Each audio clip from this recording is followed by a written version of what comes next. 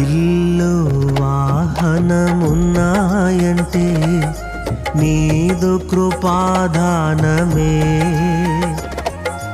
బలము ధనము ఉన్నాయంటే నీదు కృపాదానమే.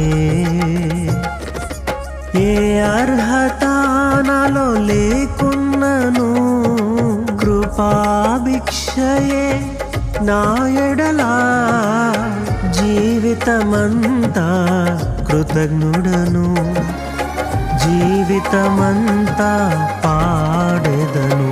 నీ కృపా నీ కృపా ఆకాశము కంటే హెచ్చైనది. నీ కృపా నీ కృపా ఆకాశము కంటే